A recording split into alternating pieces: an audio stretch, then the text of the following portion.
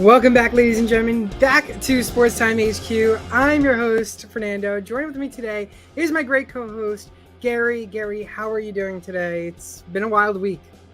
I'm doing pretty good, Fernando. How we doing today? It's starting to finally warm up, so I'm feeling good. Yeah, great day out here for us. I mean, it's like 70 degrees now, so it's pretty nice to have that. But we had a lot of free agency go down this past couple days.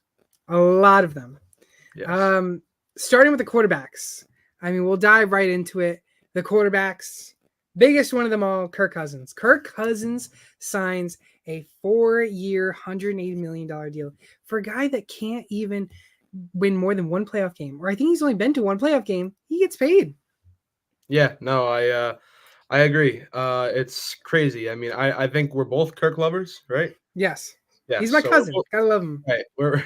We're both Kirk Cousins lovers, and I think that move for Atlanta was huge. I had a feeling that it was either Minnesota or Atlanta, and I think, made the right choice because I think Atlanta's building something.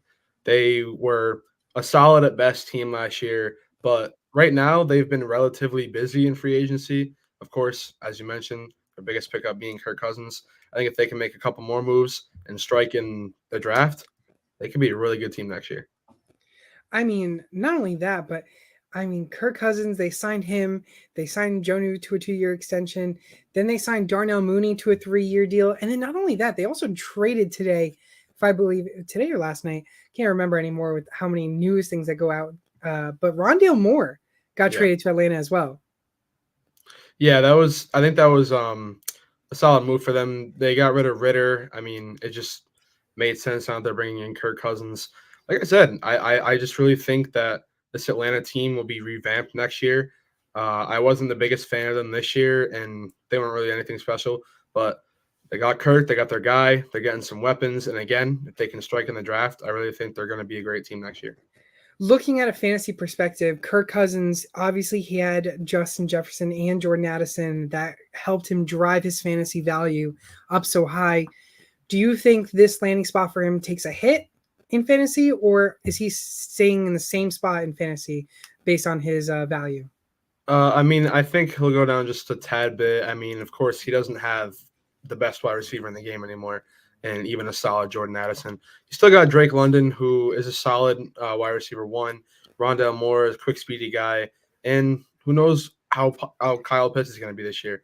So I think that Kirk Cousins will still be a serviceable guy. I don't think he'll be around that quarterback 8 to 10 spot, which he normally sits around. Maybe just a little bit back, but I think he'll still be a serviceable guy on those bye weeks. I'm going to be honest. I'm all in on Drake London. I'm all in on Kyle Pitts. I'm all in on Kirk Cousins. I am all in on this whole entire team. Yeah. Last year, wasn't in on any of these guys. Didn't really draft Drake London in any of my leagues. Kyle Pitts, I was always considering a bust. Never really was a big guy with him. But Kirk Cousins, I mean, this team can go a long way now. I mean, it's one of the weakest divisions, too, if you really think about it. Besides the Saints, yeah, right. Tampa Bay, they're pretty good with Baker, but can they be able to beat Atlanta with this team that they have right now? I don't think so. I really don't think so. I think Atlanta is favored to win the division. I think Atlanta goes to the playoffs. I completely agree with that, and I don't think that anybody will be able to hold the Falcons in that division. The Panthers, obviously, are not going to do anything. Although they have made some decent signings this free agency so far. I'm happy to see.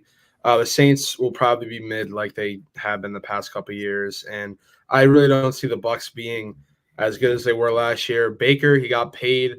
He'll probably still play up to the level that he played last year, but I think that the NFC South was up for grabs last year, not so easy this year. I think it's the Falcons for the taking. I think they'll have a cool 2 wins ahead of the next, which will probably be Tampa Bay. Yeah, you mentioned Baker. He signed that 3-year extension with Tampa Bay, which will be great to see because I think we all decided that he was going to go back to Tampa. We all knew that. Another one, Russell Wilson. He signed with Pittsburgh. I don't think anyone's really surprised on it. It was vet minimum. Can he lead the team in that tough division? I say no, but I mean, I don't know really what to think because the AFC North was the toughest division in NFL last year, and it just continues to get harder. I mean, they got Russell Wilson for a penny. I think they were paying him what 1.2 million or something like that. Um, Russell Wilson obviously is not the same guy that we saw in Seattle, but last year he was so much better than when we saw him with the Broncos in the first year. And do I think he can lead this team? I don't, but I think they're going to be competitive like they are every year. So I really don't know. The AFC North is just so hard, and every game is going to be a claw battle. It's crazy. Yeah, I mean that division's really tough in my opinion. That might be one of the hardest divisions because all those teams are really good and they all can win, to be honest. Transitioning over to the NFC East, the Commanders, they made a trade. They got rid of Sam Howell. They drafted him, I think, in the 5th round, was it?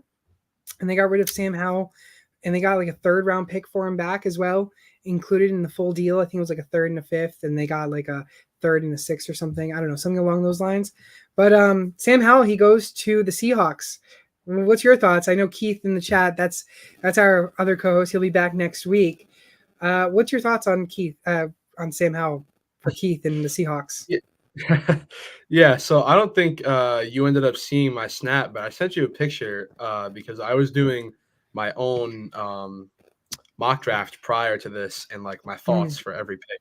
And I had said that I think the Commanders 2 pick is the most complicated pick in this draft because up until this point, I could have told you that they were going to take a quarterback and it was probably going to be Drake May.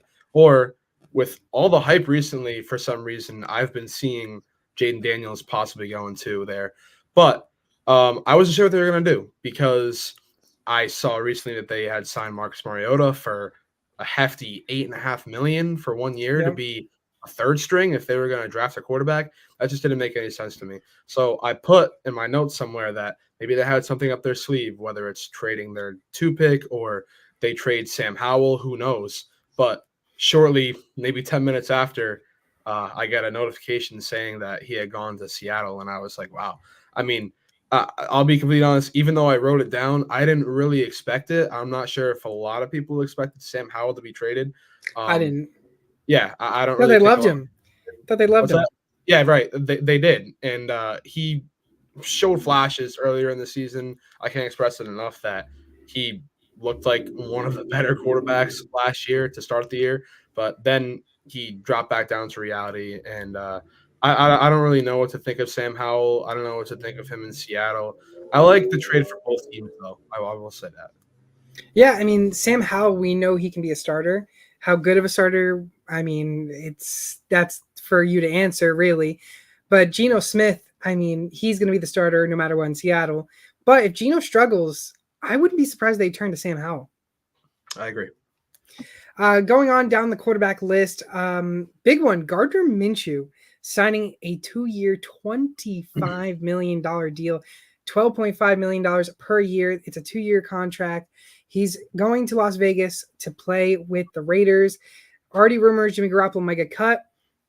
I mean, let Minshew magic cook in Las Vegas, personally. But I think they're going to draft a quarterback in the draft as well.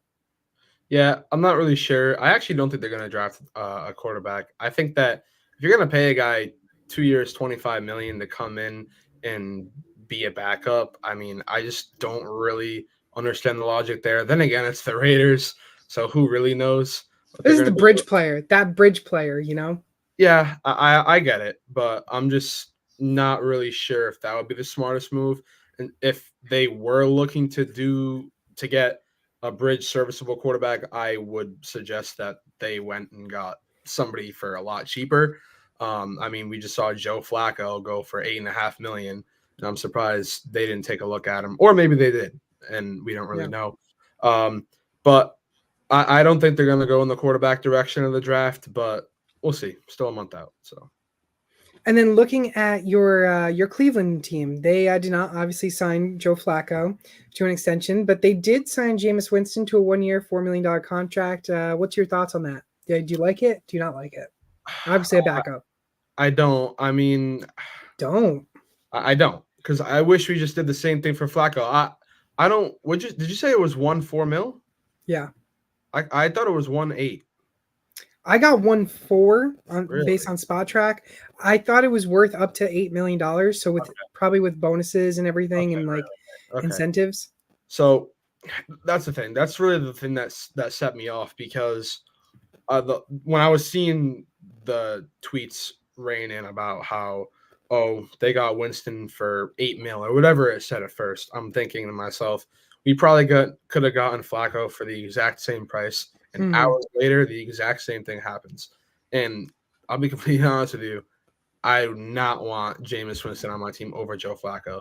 I don't care about the age or whatever it is.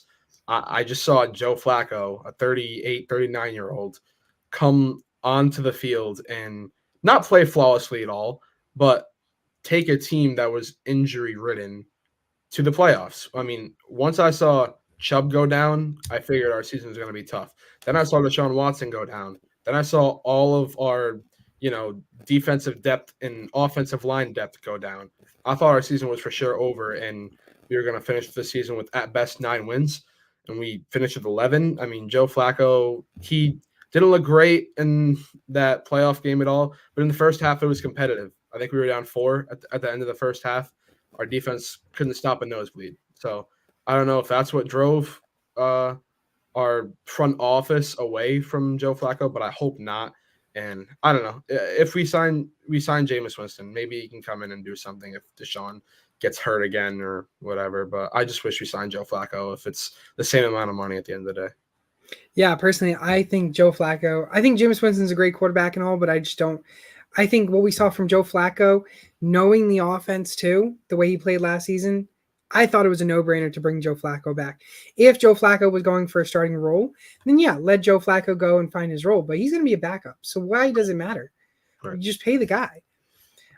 Lastly, before we move on to running backs, Jacoby Brissett getting signed to New England Patriots.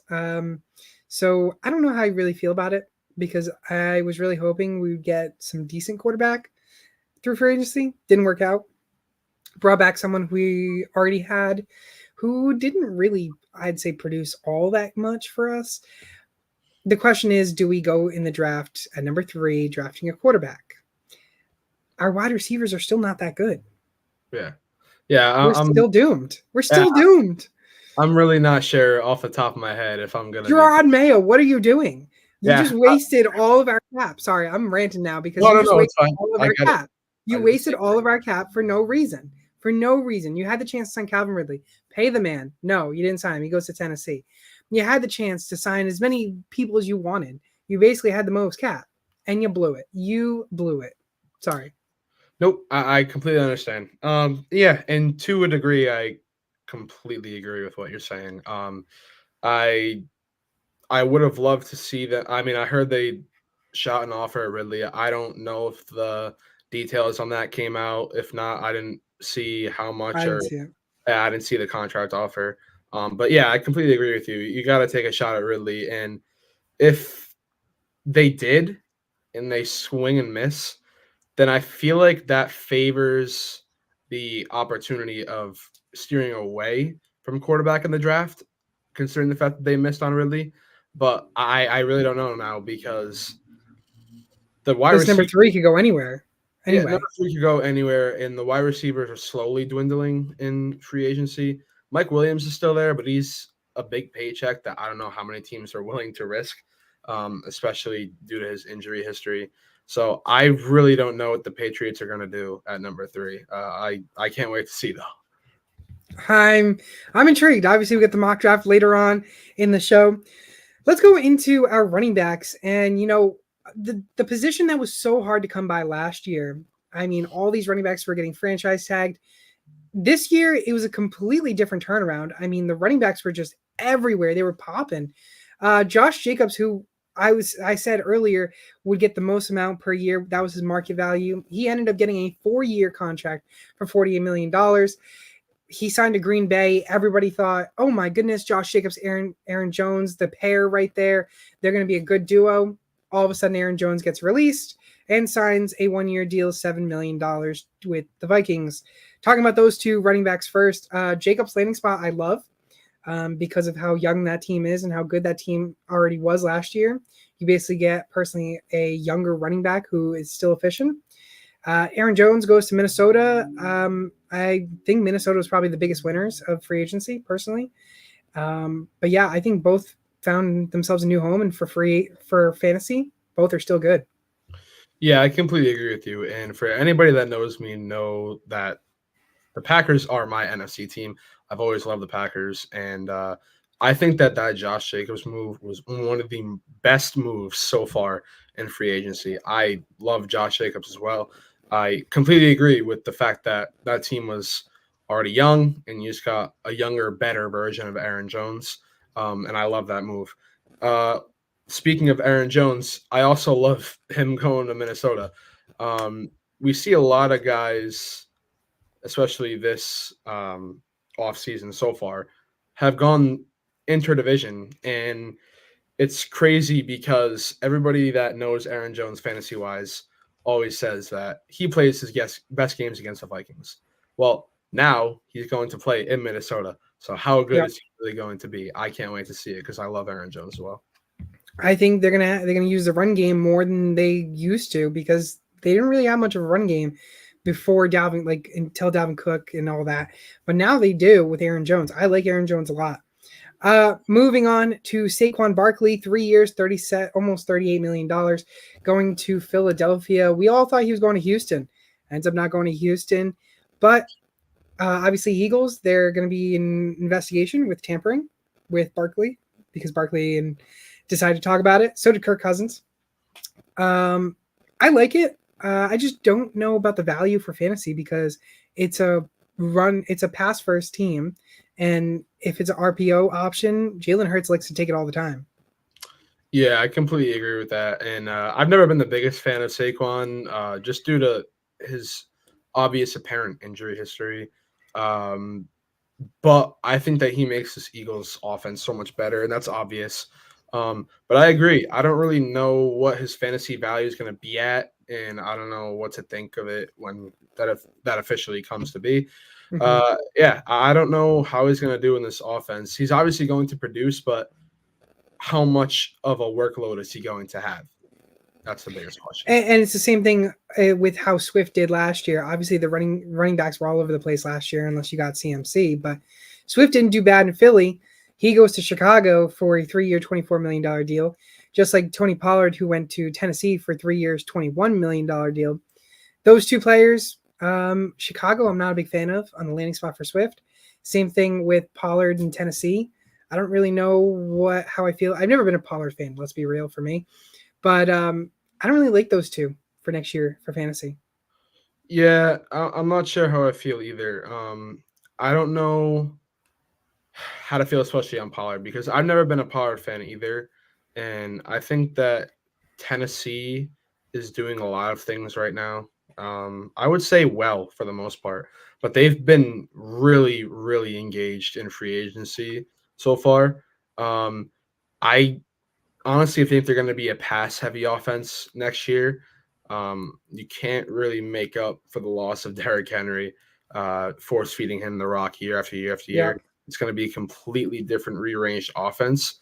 So I don't really think I like that Pollard move. I'm going to disagree with you on the Swift one, though. I like it for Swift. I don't know if I like it for the Bears. I like it for Swift because I think that if they do go Caleb Williams, I don't know if they're going to try to rush him, so to speak, into the league. I think they would use a heavy amount of Swift. They did the same thing when they had Montgomery. But I don't like it for the Bears because I feel like 8 million a year and having Swift for that 3-year tag is kind of a long time and a lot of money. I don't really know what to think of it. Swift, we see him. I've always been a Swift fan, but I have no problem admitting that he's kind of inconsistent, and when not used 100% of the time, he kind of just is a liability. So I don't really know what to think of it. Like I said, I like it for Swift. I like that he goes to the Bears offense, but I don't know if I like it for the Bears. I'll be curious to see where he lands in fantasy drafts. Anyways, that'll decide whether I think he's valuable or not. But I'm not a Pollard fan, never was, and Swift. He found me some love with Philly, but I don't know about Chicago. You mentioned Derrick Henry, King Henry. He goes to Baltimore. that was, I mean, a lot of people thought of it. I threw a dart that maybe somehow Kansas City would get him, but Derrick Henry going to Baltimore, that team is looking good. That team with Derrick Henry, that run pass option. What are you going to do with that? Like, you really can just give Henry the ball. He'll run it. Protect Lamar Jackson's legs. I love it. I'm all in on Derrick Henry. Yeah, I mean, don't even ask me how we're gonna stop it twice a year. Yeah. The good thing about the Browns is that they've been able to handle Derrick Henry for the most part, but that's because he's been in a one-dimensional offense for his entire career. Now he's got Lamar Jackson who can also run and pass. I don't know. I don't know what we're gonna do. I don't know what other Derrick Henry can pass too, right? Oh yeah, we have seen that throughout his career a couple times. But yeah, I mean, it's just funny to think how great this team and this offense can really be, and how scary they can be. I don't know. I don't know if anybody can beat them. There probably will be a team. There always is for the Ravens. There always is a team that can beat them. But I don't know. On paper, they look unstoppable. That team. I think that Derrick Henry move right there is exactly what Baltimore needed to do in free agency, and they've hit it. They have Agreed. hit it. Moving on to Austin Eckler.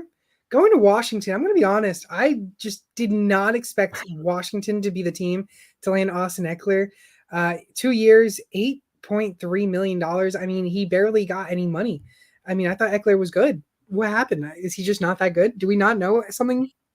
Right. Yeah. I was kind of shocked at it too. I didn't expect the Commanders as nobody did. And yeah, I was just talking about DeAndre Swift's contract, 3 years, 24 million. He's getting 8 a year while Eckler's getting half that. It didn't really make any sense to me at all. That's why I said I like the move for Swift and not necessarily for the Bears. And I think I'm gonna say the same thing here. But flip-flopped. I don't really like the move for Austin Eckler, but I like the move for the Commanders. We know how heavy of a workload Austin Eckler got and how much he produced. I can see him doing the exact same thing here. I don't know to what extent, just due to the fact that other than himself and the wide receiver core, the Washington offense isn't very good. Mm-hmm. Who really knows? Well, I think everybody knows what they're going to do now in the draft. But they're a question mark. So who really knows what Eckler is going to do or that entire team is going to do? I don't know. Are you nervous to draft him in fantasy? I would say so. I Okay. really don't know. I don't know if they're gonna go for O-line help. I don't know if they're just gonna stick to straight weapons and defense. I really don't know.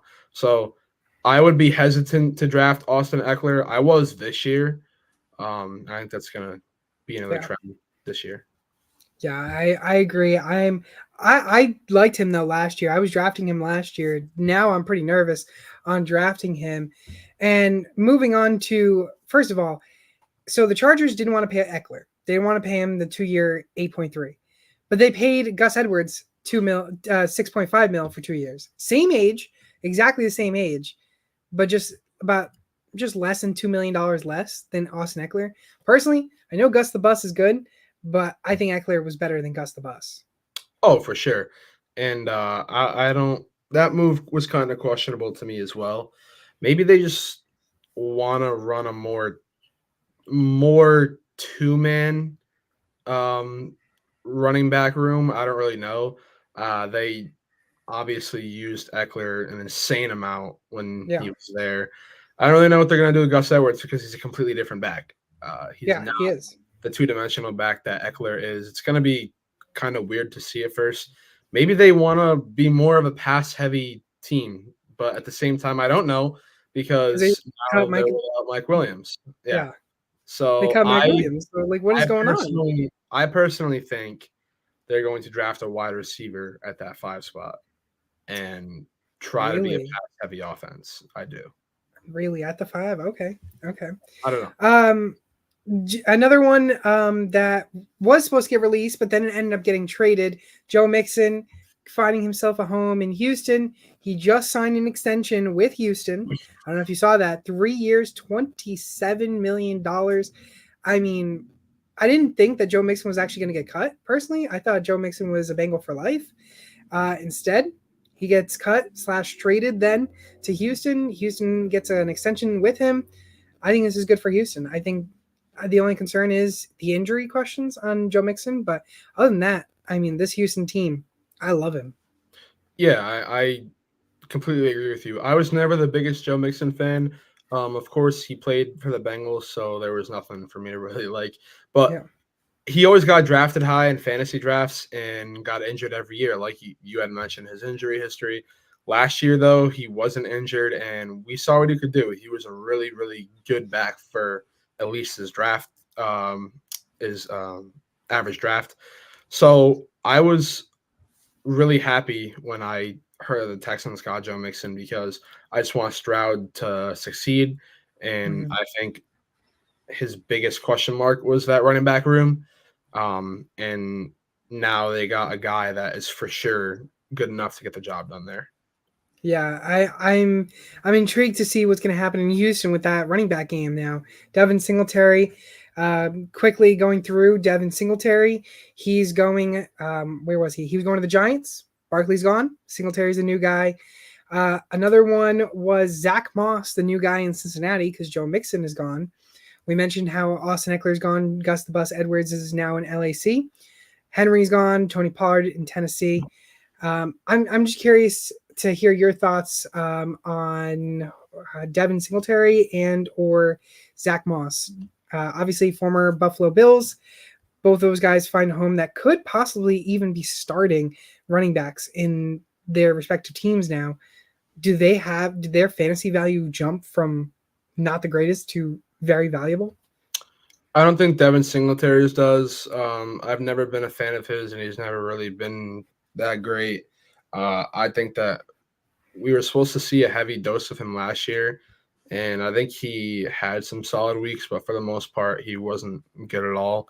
So I don't really know, especially considering the fact that he's going from a bad O line to another bad O line. I don't really know how that's going to work out for him.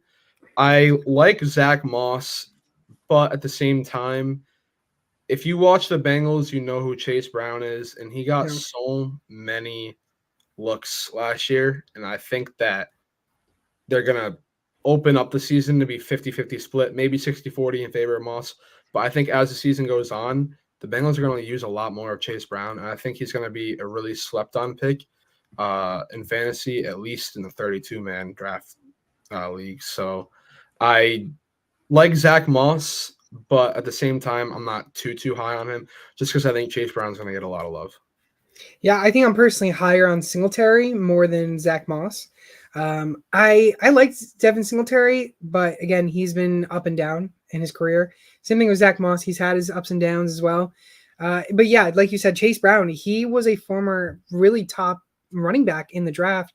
Just ended up not having that with injuries in college. But I'm excited to see these two players in getting a new home and whether or not they're going to be the starters in Week 1.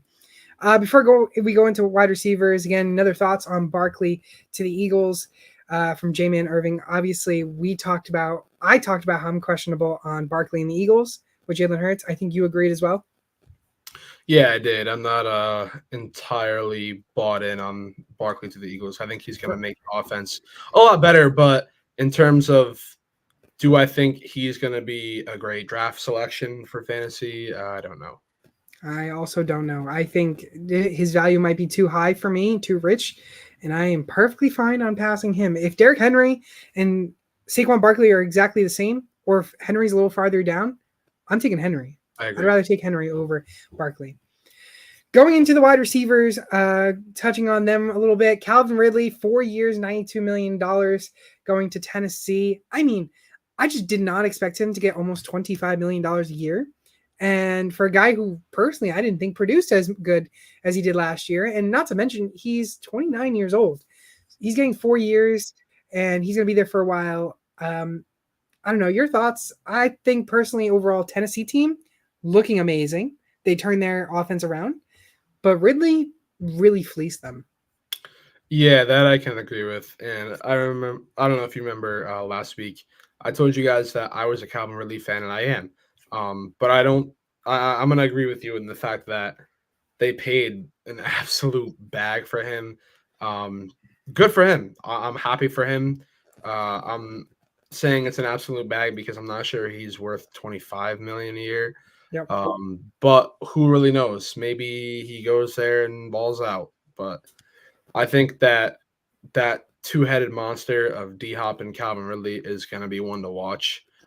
We saw what Ridley and Kirk, we'll say, were able to do. We'll see how D Hop and Ridley can do. I think really good, actually. Yeah, I think that it's now the question is the quarterback situation in Tennessee. Are they drafting a quarterback again, or are they sticking with Will Levis? Because I don't like Levis, and I don't think he's a quarterback of the future. So Yeah, I'm gonna make a comment on that as well. I was the biggest Levis hater coming into the draft. I have no problem admitting it, and I definitely don't have a problem admitting it now. He is not the guy. He never was. he doesn't look like a top three round quarterback. To be Right, honest, exactly. He looks awful, and to be honest with you, Malik Willis never got a shot. I mean, if you're gonna throw out, agreed. if you're gonna throw Will Levis out there and not even like go off the couple games that Will Levis had in the short amount of time that he got, I mean, shame on you. Like, if you're really gonna sit here and tell me that Will Levis should be the guy in Tennessee after what we've seen and not give Malik Willis another shot, shame on you. Yeah, I agree. I think Malik Willis deserves another shot, and I think still till this day, Malik Willis is better than Will Levis, I agree. in my opinion. But Ridley gets a bag, and congrats to him. Going to Darnell Mooney, we kind of touched on him a little bit. Going 3 years, $39 million. I think realistically, we know that Atlanta is all in this year. They know that they have a weak division, and this is a perfect opportunity for them to try and win the division, make it far in the playoffs, and who knows, maybe Kirk is actually going to get his money's. Maybe Atlanta will get their money's worth and how much they paid Kirk Cousins. Yeah, I can't state enough that I just love every move that Atlanta has made. I think Kirk is going to love it there. He says he wants to retire there, but he's said that about every team that he has played on so far. So who really knows about that? But Yeah. yeah, I really had nothing more about. I had nothing more to say about the Falcons. I love them next year. Yep. Gabe Davis, who is just about to turn 25, instead of going back to Buffalo, he goes to Jacksonville for 3 years, $39 million as well. I love this because personally, I think Gabe Davis is a solid wide receiver too. And I think Christian Kirk always deserved to be wide receiver one in that offense. So I think right now, overall, that offense, I think personally, is better than the Calvin Ridley Christian Kirk offense. Yeah, and I'm not gonna sit here and agree or disagree because I really don't know. But I like the move. I was shocked at it, to be completely honest with you. It was really random in my opinion. But I do love it. I've always liked Gabe Davis. I think that he's a serviceable wide receiver too. We saw what he can do with Josh Allen. Trevor Lawrence loves to throw that ball in the offense too. So I think he's going to be good. And I do like the thought of the 1-2 tandem with Kirk and Gabe Davis. I don't know if they'll be better than Ridley and Kirk, but I think they'll be along. They will. I think they'll be along the same lines. I know you're a Ridley believer. I am not, though. I am not. After he gave me a donut in my fantasy year, 2-3 years ago, before his suspension, yeah, his love went all the way down. But before we go on to the wide receivers, I do want to talk quickly because we're on Jacksonville's topic. Mac Jones going for a 6th-round pick from New England to Jacksonville. I'm going to be honest. I think this is giving Trevor Lawrence QB competition because of the fact I know we're saying you might listen. I'm not saying Mac Jones is good, but I'm saying year one he looked good, and obviously this class, the 2020, 2021, I don't know, whatever class it was, Trevor Lawrence, Trey Lance, Zach Wilson, all these guys. I mean, it might be one of the worst draft classes we've ever seen in a while because of the fact how terrible all these quarterbacks have looked. Mac Jones and Trevor Lawrence being on the same team, being former first-round picks of the same draft, that's also a problem. And I think having Mac Jones as a backup helps Jacksonville because Trevor Lawrence went down last year for a little bit. And I think if they need to go to Mac Jones, they will. But watch for Trevor Lawrence because if he struggles again and he doesn't take this team to a playoffs, there's might be questions on whether Trevor Lawrence is actually that good. Well, I can agree with you on that last part in the sense that Is Trevor Lawrence that good? Because I never really thought so. I bought into him last year. I drafted him in a lot of my leagues, and I shouldn't have done that because I've always been a Trevor Lawrence hater. And I Wow. never, yeah, I mean, I have just due to the fact that um, he beat Ohio State when he was at Clemson, and Oh yeah. Okay. still shouldn't have lost that game. The rest threw it for us. But I've never been a T-Law fan, and I've always thought that he was slightly overrated, and he kind of showed it this year. I mean, I was all in on him this year. I thought he was going to have such a great year with Ridley, and I drafted him in a lot of my leagues, and it just didn't work out the way that I wanted it to. I agree with you in the sense that the Jaguars might be trying to light a fire under him because it might. But at the same time, I don't think Mac Jones will come in and be, a guy that the Jaguars look to, unless Trevor Lawrence gets hurt, obviously.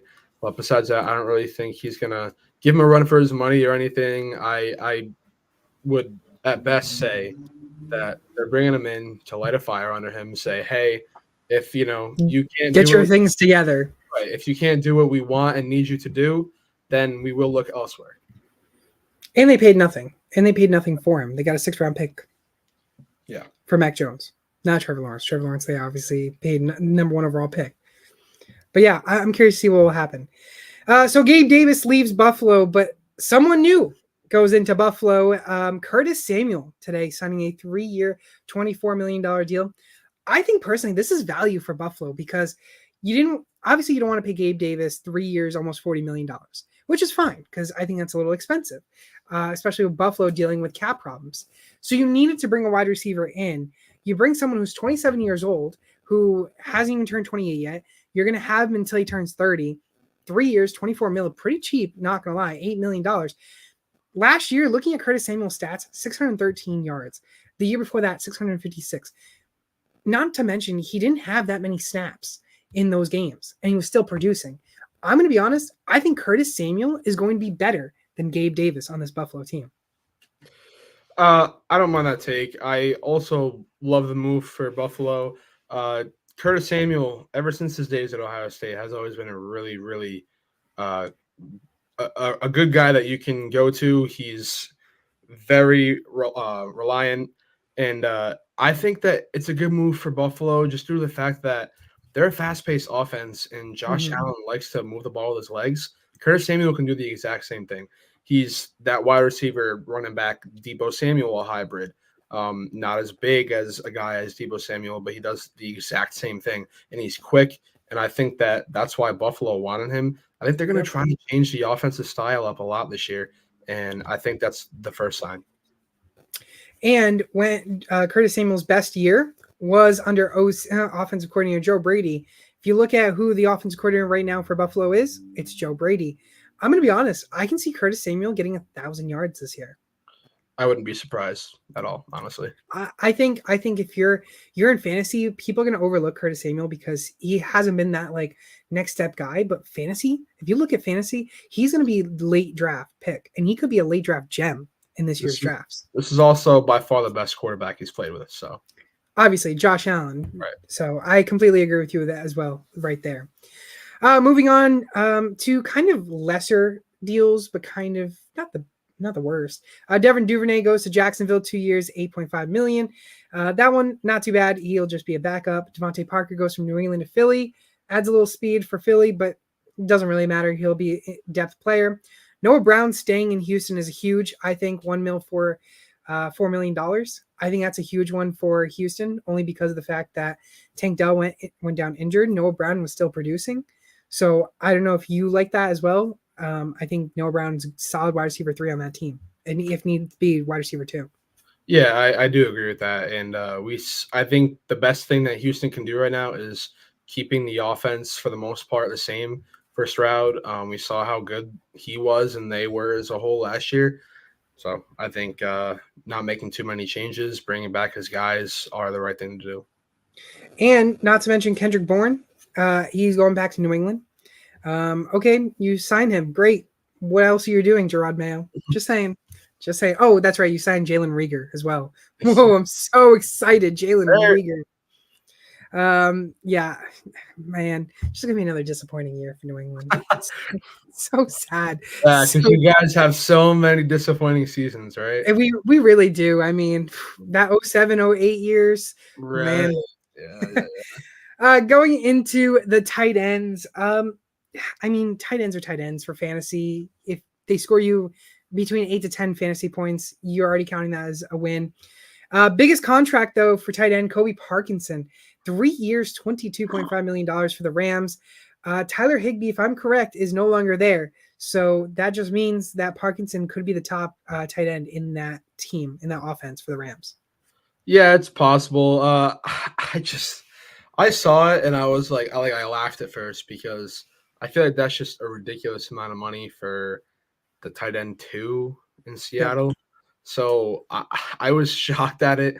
Um, and I also couldn't help but notice that I believe it was the very first move of free agency. So Yeah. they must have been like itching to get that deal done. I don't really know what the Rams were thinking giving him that much money, but who knows? Maybe somehow with Stafford, he's worth it. He's only 25 years old as well. Only 25, so he's still young. Noah Fant, who I was really hoping would go to New England, stays in Seattle. 2 years, $21 million, just over $10.5 million a year. Will Dissly going to the Chargers, 3 years, $14 million. Those two guys I like for fantasy. Well, here's the thing. If Noah Fant went anywhere else besides Seattle, I would have liked it because I think Noah Fant needs a new environment for fantasy purposes. Because I think Fant is super talented. I'm nervous again with him going to Seattle. But Will Dissly going to the Chargers, I love because of the fact that they love throwing to their tight ends. Yeah, I was actually going to mention something about that. That's why I think Gerald Everett was always a slept-on pick the past couple years in LA. Herbert does love throwing to his tight ends, and if Disley's going to be the guy, I mean, he is right now. They're number one.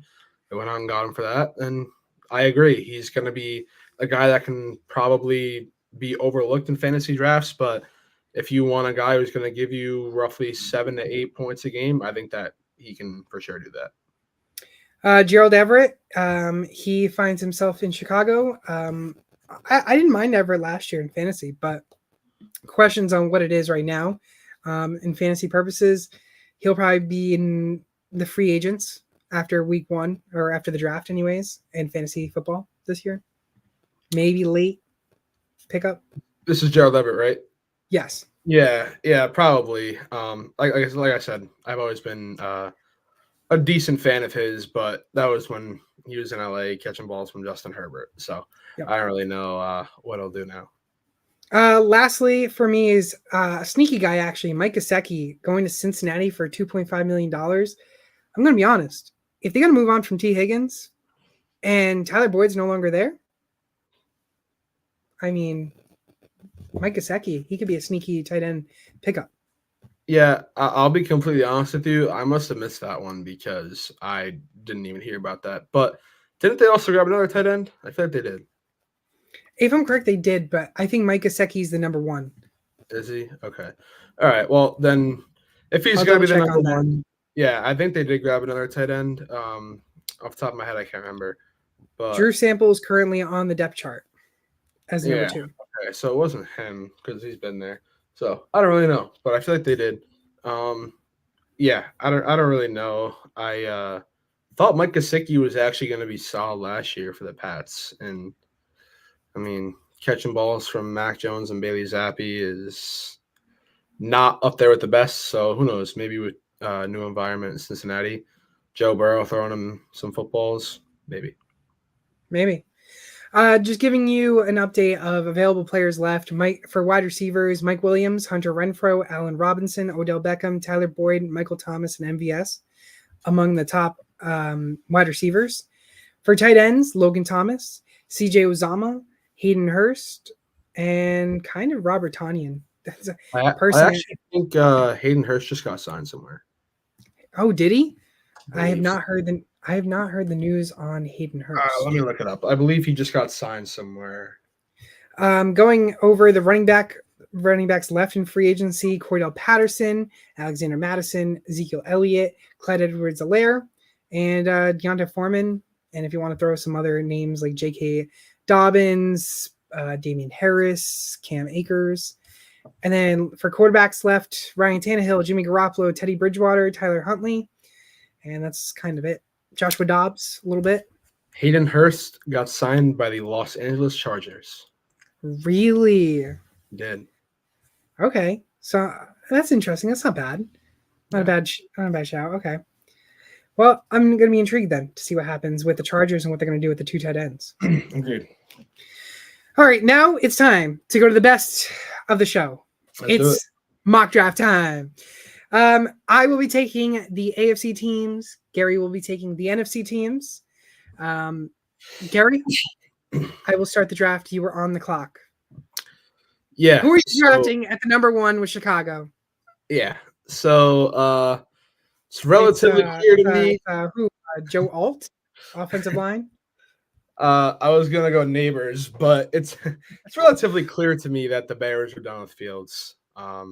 So it's gonna be Caleb Williams. He's the best player in the draft, and whether they choose to pick him or, albeit trade this pick, this is where he's being selected. Okay, I have no disagreements on that. I agree. Caleb Williams will be the number 1. Washington, you're up again. Yeah, I am. And like I said earlier, I was typing this out in my notes. I said it's the most confusing pick, at least within the top 10 in my eyes. I really didn't know what they were going to do, especially after signing Marcus Mariota for $8 million to be a third string, if we're assuming that they draft Drake May. But now they just traded Howell. So I'm 100% saying they're going to take Drake May in this spot. Drake May. I just don't see Drake May really being that relevant. I don't know. I think that, I mean, he's been, at least since the end of the NFL season and mock drafts have started, he's been the guy that's been predicted to go 2. So I think that he will go 2, although I have been hearing recently that Jaden Daniels might be there as well. And who knows with McCarthy at this point. Yeah, I actually just saw a mock draft, I think yesterday, that had JJ McCarthy going as high as 3 to the Patriots. Yep. I've seen multiple of those as well, so I don't really know what's going to happen. Personally, if Gerard Mayo, if you're listening, please, so help me God, if you draft JJ McCarthy at 3 and you don't draft Marvin Harrison or Jaden Daniels at 3, I am not going to be a New England fan. I can't be a New England fan. I love because it. Hear me out. JJ McCarthy, just trade down. If you're going for JJ McCarthy, trade down. That's how and that's how I feel every team should attack that position. I mean, what are you doing if you? Sorry, this can go so south for me in this draft. All right, first round. Obviously, I got New England for my first pick, and obviously it's my team. Well, Gerard Mayo, take some notes. Get your handy dandy notepad out because you're drafting Marvin Harrison. You need a goddamn wide receiver 1, and Kendrick Bourne's not that wide receiver 1. I'm passing on Jaden Daniels. Okay, all right. Well, you're up, and this leads into anything that you want here. Yeah, that kind of messed me up, I'll say. But you know what? I think I'm going to stick with... This really messed you up because you're an Ohio State fan and you love Marvin Harrison. Well, it did. And it's not necessarily that. It's the fact that I don't really know if the Cardinals would stick in the wide receiver direction. But I'm going to say that they do. And I'm going to say Malik Neighbors is the next player taken off the board. They lost... Rondale Moore. They lost Marquise Brown in free agency, and they just traded Rondale Moore. So right now, Greg Dortch, I think, is the wide receiver 1. So they gotta get somebody, and I think that if Marv isn't there, it's gonna be Neighbors. Okay, I think Neighbors is the wide receiver 2 in this draft. So I think here's the thing. I think somehow Arizona knows that there's gonna be quarterbacks going 1, 2, and 3. And that's why they departed with Rondale Moore.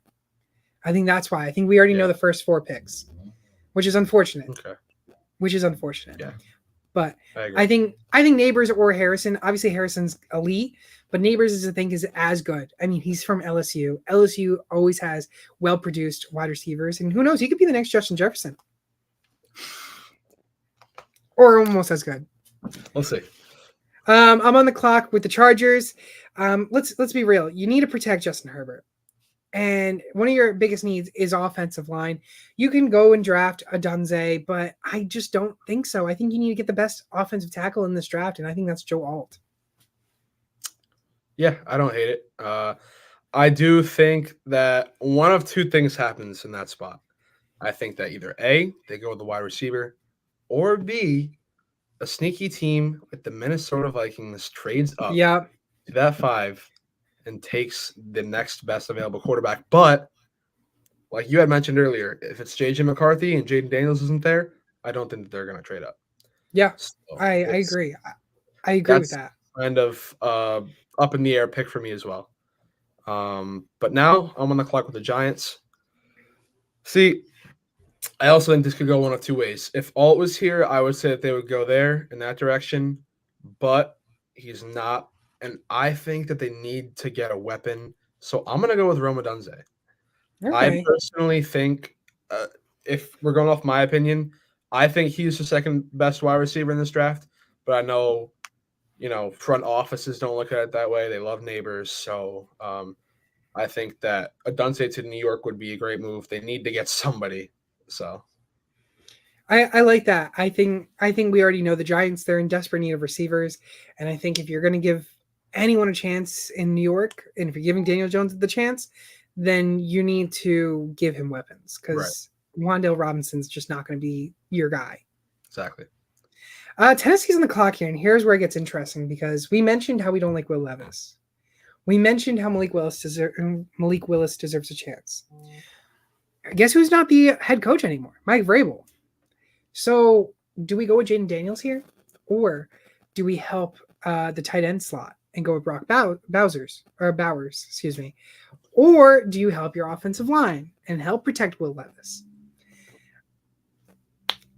As a person that has Jaden Daniels still on the board here, I want to take Jaden Daniels really bad. I really do. I'm really on the fence here, and I'm hoping Gary can give me some input, but he's not going to. It's all up to you. I mean, I never would have thought Jaden Daniels would have fallen this far, but you have Marv being selected at 3. So, all right, you did it. I have to, because you know what? I don't think Will Levis is the future. And if you're getting Calvin Ridley and you're getting Tony Pollard and you're getting DeAndre Hopkins and you have Chigozie Okonkwo there, go get yourself one of the top quarterbacks in the draft. Right, and I agree with that. And you hit the nail on the head, I think, because in my personal mock draft, I had Jaden Daniels going 3 and Marv going 4. And at 7, I had Brock Bowers. So we're thinking the exact same thing there. I'm on the clock again, Dallas. So the direction I'm sorry, not Dallas. Why did I say Dallas? Atlanta. The direction I went with Atlanta was defensively, because their defense was just ranked outside the top 10, I believe, in total defense. But what was really carrying that defense was their secondary. And their defensive line was not very good. And I think that they need edge help. They need it bad. And I think the best edge rusher in this draft is Alabama's own Dallas Turner. And I think that's the direction that they go. I agree, and that's exactly where they should go. And basically right there, they're sniping Chicago, because I think Chicago needs Dallas Turner. They need defense. Yeah, that I agree with. And you sniped yourself. I did snipe myself because I also have a Dunze going in this spot, 9 Chicago.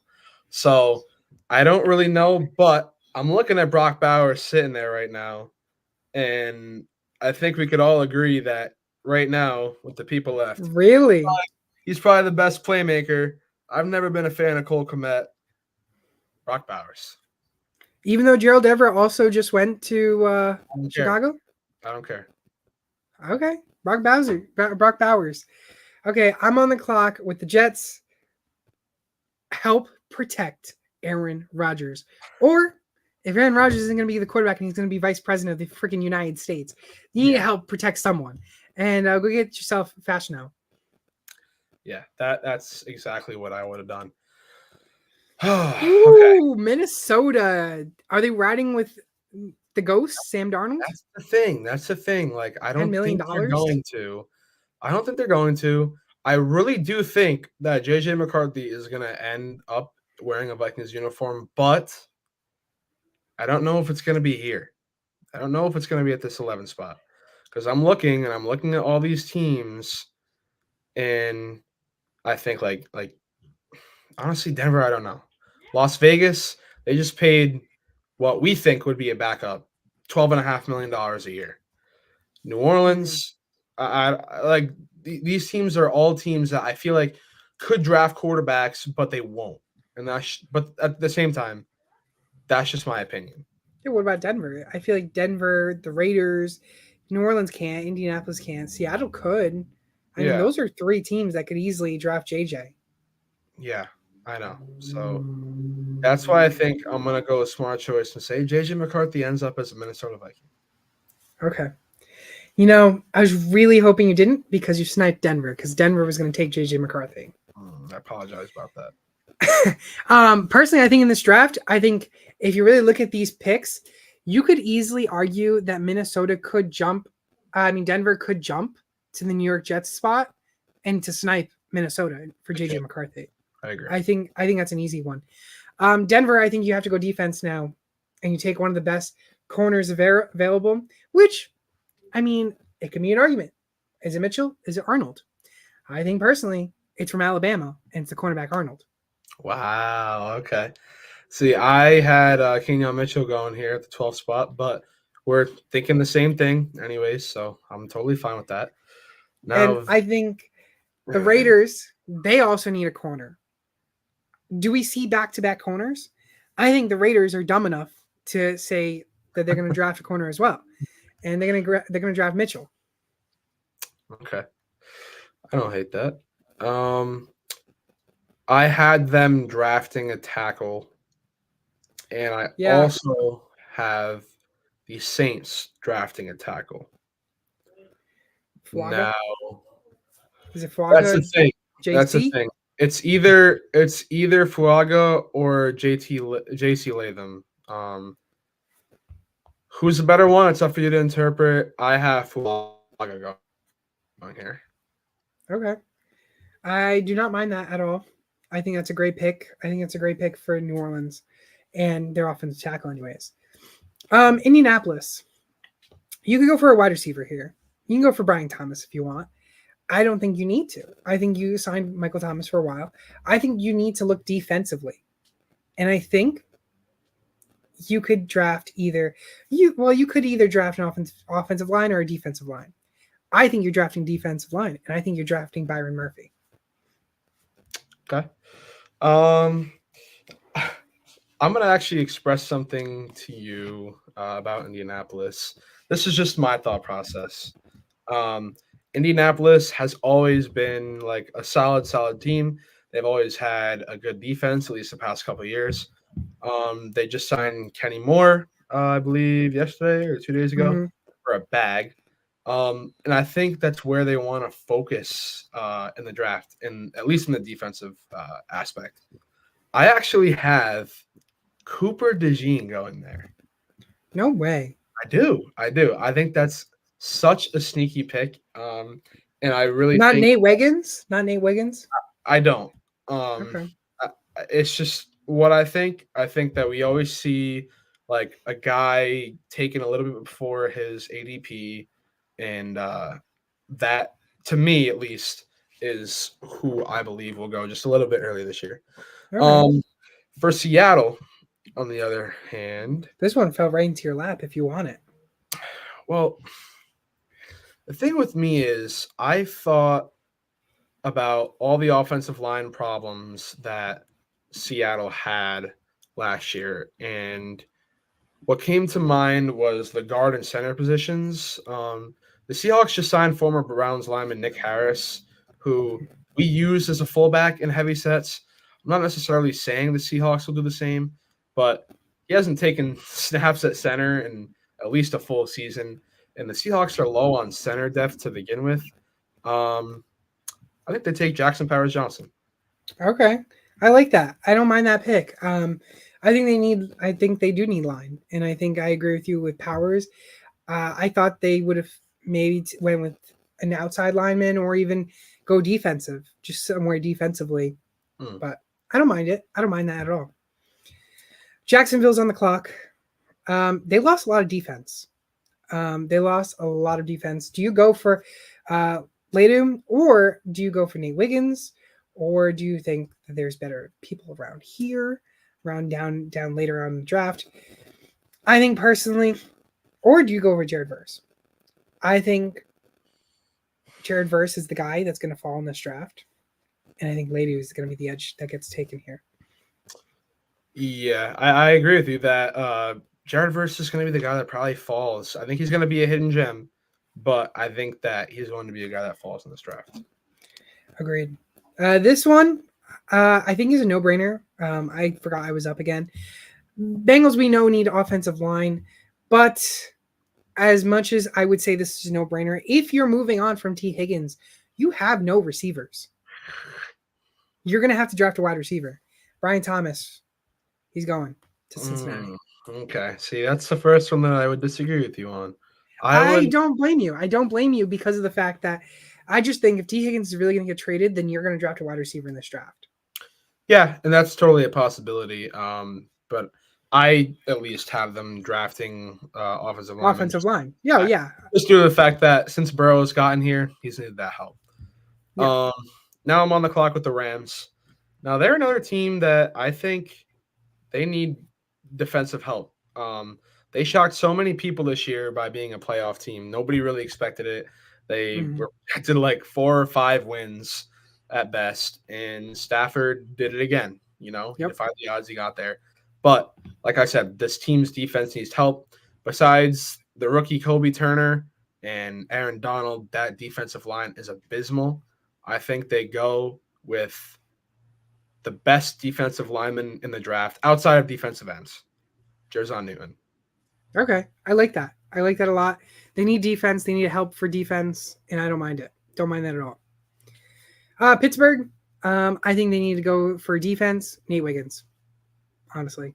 Easy one. Wow, that's pretty quick. See, yeah, I think they need corners. I think they're a team that needs corners, and you have a corner that's right there. You could have got Cooper Dijon, but I think Nate Wiggins is the guy that's going to fit well in Pittsburgh. See, they do need corners, and that's probably the position 2 that I would have looked at, but they need wide receivers. They're fine. They're going to go in the second round. They're going to look in the second round. Maybe. Okay. Here's where I have Brian Thomas going. That's just me, though. Okay. I could see that as well. If Brian Thomas falls to Pittsburgh, then I don't see Pittsburgh passing on him. Again, Miami on the clock. Help Tua, protect Tua. Here's the thing. Do I want to go with the Georgia offensive line or an Alabama offensive line? I'm personally more into Mims, so I'm going to take Mims on this one. I had the exact same thing. Good job. Perfect. Alrighty. Philly. Ooh, what do you want to do with Philly here? Well, the thing is, Philly's always a sneaky team because I feel like they're known for finding hidden gems in every single draft. I hate it because you're right. Yeah, I know. They do it every year. They at least did it last year. If I'm going to be honest, here's where I think Jared Verse goes, and I'll tell you why. The Eagles, for some reason, always seem to just draft the best players that are available, no matter if they fit their needs or not. Because if you look at last year, they didn't need defensive edge / linebacker depth, and they took Nolan Smith at 30. They didn't necessarily need all the defensive line help in general in the world when they took Jordan Davis. I think right here is where Jared Verse is going to go. That Philly defense is still scary, and with Jared Verse coming off the edge, it got a little more scarier. I can see that because Philly's always good at taking those guys that either fall right to them and they take the best player available, and Verse right there is the best player available. So I don't mind that at all. I think that's a good pick from Philly, and they're going to be dominant once again. Or maybe they'll crash and burn. Let's hope. Houston's up. I think obviously it's this team needs defensive line. They really don't because they just got Daniel Hunter. I think they're going offensively to keep protecting the line and protecting CJ Stroud. Not only that, but now you have Joe Mixon. You need to protect Joe Mixon. This is where you go with JC. Okay, I don't mind that. Outside tackle, you know. I have them. Who do I have them taking? I have them taking Peyton Wilson, best linebacker in the draft. Okay. But people think that might be a little too early for him, so I don't mind that either. Yeah. Interesting. Okay. You're up on the clock again with Dallas. So didn't really do much. They were dormant in free agency. Yeah, they haven't done anything. But what I think Dallas is going to do is I think they're going to take a wide receiver. Ooh. I think they are going to go a guy who can make big plays happen out of nowhere. I saw it happen in Georgia against my Buckeyes. I saw him do it at Texas. It might not be the guy you're thinking of. It's not Xavier Worthy. It's going to be Adonai Mitchell. Okay. Adonai Mitchell is a player that I think plays just like CeeDee Lamb. He's a guy that can go up the field so quick and jump up and grab balls. And I think that they're going to keep the Texas Longhorn in the state of Texas. And I feel like that's just really a Dallas Cowboys pick. Yeah, that I agree with you. That is a Dallas Cowboy pick. I see that all the way. So I'm going to go there, and then I'm on the clock again with the Packers. Okay. I really don't know what they're going to do. But my initial pick was that they're going to go defense. You think so? I think they will go defense here. They might, but my initial pick was they're going to take the best tackle available because I think they want to protect Jordan Love to the best of their ability. So Troy Fautanu, Washington, will be suiting up for potentially the Green Bay Packers. I think that's a good pick. Tampa Bay, on the other hand, I had Laiatu, the edge, falling here. And I had them going in that direction. But I'm looking right now at the board, and I see Cooper DeJean sitting there. I see McKinstry sitting there. Their secondary was pretty bad last year. It was. I had them taking the best edge available. I think they're just going to go Chop Robinson. Good. And go with that. That's just good. How I was going to say if you didn't go for a defensive player, there would have been a problem because I think they needed to go defensive play. Oh yeah, for sure. Back on the clock again with Arizona. They already took Malik Neighbors. Do you go defense or are you helping protect Kyler? So here's another thing. I had Arnold falling all the way down here. Really? I did. Wow. I don't know. See, the thing is, I don't know if front offices like him as much as his ADP look in these mock drafts because of the big name of Kool-Aid McKinstry, and how much that could overshadow things. But I would just say they take the next best corner. Let's say Cooper DeJean goes there. Cooper DeJean, okay. That's not a bad pick. I like that. Buffalo's on the clock now. Who do they got? They got rid of someone really good that was defensively, and I can't remember the name off the top of my head. But I think it was a safety. Who was the safety that they got rid of? Oh yeah, they got rid of Poyer. Poyer, yeah. Why did they get rid of Poyer? I didn't think he. I don't know. And I see Brendan saying Tyler Nubin to the Bills would be my pick for them here. I don't know if that's what you're gonna go with, but that's what my pick would be. I completely agree with that. Tyler Newman, where is he? Best safety in the draft, Minnesota. You think he's gonna go? I think that's early though. I think that's too early. It might be, but I think that's where they'll go. I don't think I mean, it's up to you. It's your pick. I know, but see, here's the thing. I could have said Xavier Worthy here only because prior to Curtis Samuel, because they would have needed a receiver. I think they're gonna go defense because they always go defense. And I think you guys are saying that you guys are going to go with Nubin here in the safety. I think that's too rich for me. I think I'm going with Darius Robinson, edge. All right. I don't mind that. Edge. Detroit. Oh, get Kool-Aid, please. Get Kool-Aid, please. How'd you know? I just know it. Kool-Aid's just meant to be a Detroit Lion. I don't know why, but every time I'm mocking, Kool-Aid just always goes to Detroit. Yeah, that's exactly where I have him going. And pairs up with his former teammate, Brian Branch. And I think that's going to be a nice one, too. Kind of. Yeah, I was really gonna be upset if you didn't take Kool-Aid here because I think that's exactly where I have him going. So here's an interesting one. Baltimore, I think you sniped Kool-Aid because I think this is where they would take Kool-Aid, Mr. Kool-Aid here. I'm gonna love to say that. I wish he was a fantasy player. Man, I wish he was a fantasy player. Here's the thing. They could take Xavier Worthy. They could get Keenan Coleman. I think this is this is a tough one for me. Because obviously they could have taken Robinson or they could have taken Kool-Aid. And both of them just went. Yeah. Who do I want? Do I want to take a wide receiver here for Baltimore? Do I want to? Zay Flower, is Rashad Bateman really that guy? I just don't think so. I think, hot take, I think they're going to go with Keenan Coleman. Really? I don't think they should, but I think they will. Okay. All right. Okay. I don't know what they're going to do with that pick. I had Chop Robinson falling there. So that's okay. See, that's the thing. I was saying Robbins could have went there easily. Yeah. So I think that's my idea of where they would have went. San Francisco 49ers. I kind of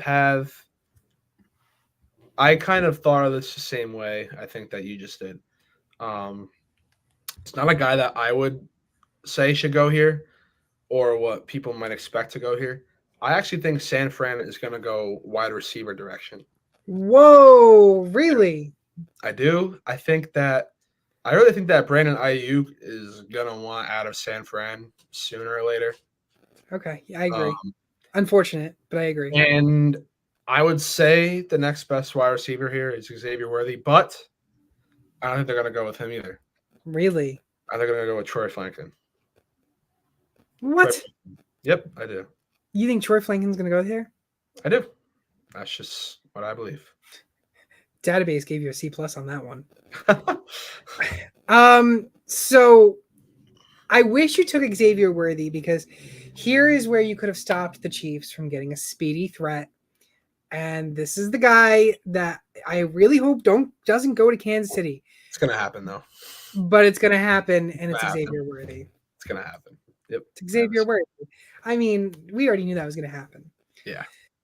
Kind of looking at overall the draft, I think it's a pretty good draft. I think for the both of us, for the most part, yeah, I don't really have any complaints here. You got any complaints? I think the only one I don't like is Troy Franklin. I'm going to be honest. I'm not necessarily saying I like it because I don't, and I don't think that that's what they should do. But I have a feeling that they're just going to want to revamp this offense even more because, let's be honest, they didn't really look great in the Super Bowl whatsoever. Yeah. I mean, so I think getting another guy, because let's be honest, their biggest deep threat is Juwan Jennings. Mm-hmm. It's not Brandon Ayuk. He's not a deep threat, and neither really is Debo. So I think they go out and get Troy Franklin, who is. Or they could snag up Xavier Worthy. I hope they do. So who really knows? But I think they're going to go the wide receiver direction. I hope they get Xavier Worthy, and I hope Kansas City does not get him. Because if they get him, oh my goodness, that team. Xavier Worthy could be the next Tyreek on that team for speed. But that's going to do it. That's the first mock of the season for us, or of the year anyways for us. Well. Keith will be back next week, of course. But I think that's going to do it here. That's going to do it. It's been a long one. Again, if you haven't done so already, go to Underdog Fantasy, use code SportsTimeHQ. They'll match your first deposit up to $100. And again, if you haven't done so already, go to TrophySmack.com/SportsTimeHQ and go get yourself a trophy, ring, or a belt or get our new co-host a toilet trophy for where he is, where he'll finish in this year's seasons for fantasy football. Right. But that's going to do it for our show today. Go follow Gary all over social media at Gary.Dombeck. I'm Fernando. I'm your host, Sports Time HQ. We'll see you all next week. And we'll have our special guest not special guest, but our co-host as well, Mr. Keith, back on the show. We'll see you all next week.